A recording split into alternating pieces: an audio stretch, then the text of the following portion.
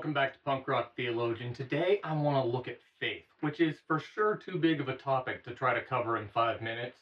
What started me on this is the story in Matthew 14 about Jesus and then Peter walking on the water. And the end of that story has bothered me for quite a while. That after Peter gets out of the boat, walks on the water, but then sees the waves and stuff, panics, starts to sink, calls out to Jesus. Verse 31 tells us Jesus immediately reached out and grabbed him. "You have so little faith," Jesus said. "Why did you doubt me?" And this just seems totally unfair. Peter is the only one who got out of the boat at all. And he did walk on water. That faith is pretty darn impressive by my standards anyway. And if that's what Jesus considers little faith, then what about all of us who have never walked on water at all? And I think I recently kind of figured this out in a whole new way. That word where Jesus says little faith, it's more accurately translated in some other ones as "you of little faith" because it's ologopiste. It means a person with small faith. But the small part of that is what caught my attention. And if you actually look at that word, it can mean small in size, it can mean small in number, or it can mean small in time, like short duration. And that makes so much more sense in this story. That it's like Jesus said, "Peter, you had faith, you got out, but it didn't last very long at all." And that's what he's calling him out on, that it's your faith needs to endure. And as soon as I saw that, I realized this is all throughout the Bible. God wants faith that endures. Real faith lasts. And here's where I can't take a ton of time, but there's so much to try to look at. Let's jump to Hebrews chapter 11, famously the Faith Hall of Fame. It's celebrating great faith. And look at these stories.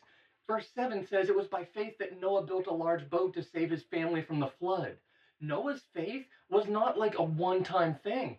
It took a long time to make this ark, okay? He didn't do this in a day, in a week. It's not clear exactly how long it took. Scholars believe it's somewhere in the neighborhood of 40 to 100 years. That is faith that lasts, man.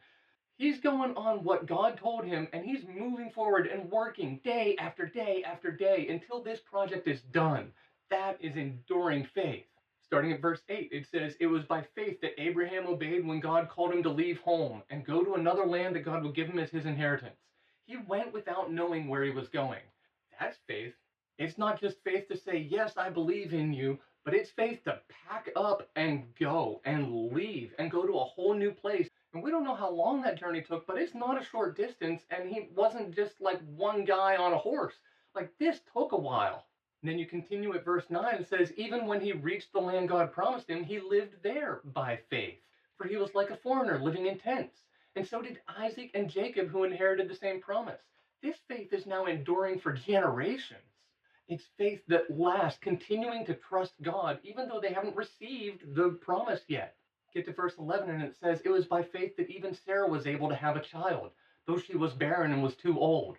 She believed that God would keep his promise." That faith lasted for at least 9 months, but it actually started long before she got pregnant because it was trusting this promise that God said they would have a child. Let's skip ahead to verse 29. "It was by faith that the people of Israel went right through the Red Sea as though they were on dry ground. But when the Egyptians tried to follow, they were all drowned." And I don't know how long it takes to get about 1 million people plus livestock to walk through an area that's a big enough space that the entire Egyptian army fits in that and can be drowned when they tried to follow. So it's a large thing that they're passing through, looking at water on both sides going, "This is crazy," but having to have faith to do that. Faith that keeps going. The next generation, in verse 30, it was by faith that the people of Israel marched around Jericho for 7 days and the walls came crashing down. You had to feel really dumb on days 1 through 6. Even day 7 when they're going 7 times around. This is a long time of going, "I don't know what we're doing. This makes no sense, but God said so, so we're going to keep taking another step." And it's by faith that lasts and keeps going and sticks it out through the stuff that doesn't make sense and is really hard. That's the faith that receives the reward.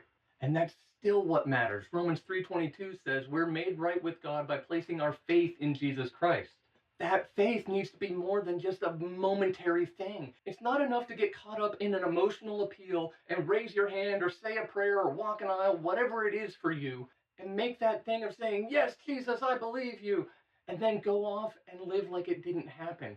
It needs to stick. It needs to last for it to be real faith, faith that counts. Faith that only lasts a little while is what Jesus called Peter out for. I don't care how big the faith was, it was amazing that you could walk on water, but it didn't last. We need faith that endures. That's why 2 Corinthians 1:21 says, "It is God who enables us, along with you, to stand firm for Christ." That's what our faith is. It enables us to keep going, to endure, to stand firm, and to hold on as long as it takes. Galatians 5:5 says, "We who live by the Spirit eagerly wait to receive by faith the righteousness God has promised to us." We're holding on, not letting go, not giving up, no matter what it looks like, because we still believe that God can be trusted to keep his promise. That's what all of those stories of celebrating great faith were all about. It's not just faith in a moment, it's faith over time. It's faith that doesn't stop and keeps going, and trust God as long as it takes for him to come through and to see what he said would happen, because no matter how long it takes, he's still God. We can still trust him. That is what real faith looks like.